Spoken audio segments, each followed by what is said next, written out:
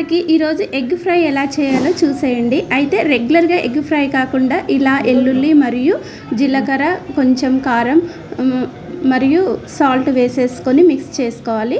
తర్వాత స్టవ్ పై కడాయి పెట్టుకొని కొంచెం ఆయిల్ 2 టేబుల్ స్పూన్ ఆయిల్ వేసుకొని ఆనియన్స్ వేసేసుకొని కొంచెం పసుపు వేసేసుకొని మంచిగా ఫ్రై చేయాలి.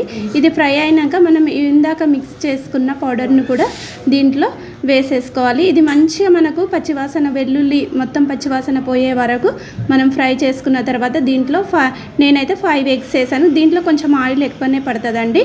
నెక్స్ట్ మంచిగా ఫ్రై అయినాక కొంచెం ధనియా పౌడర్ కూడా వేసేసుకొని మంచిగా కలుపుకోవాలి. అయితే రెగ్యులర్గా కాకుండా ఇలా చేసి చూడండి, చాలా టేస్ట్గా ఉంటుంది. వెల్లుల్లి ఫ్లేవర్ అనేది చాలా బాగుంటుంది ఎగ్ ఫ్రైకి. అయితే ఇది రైస్లో కూడా తినవచ్చు మరియు చపాతీలో కూడా చాలా బాగుంటుంది. అయితే మీకు కూడా నచ్చినట్లయితే మీరు చేసుకోండి. లైక్ చేయండి, షేర్ చేయండి, సబ్స్క్రైబ్ చేయండి. Thank you.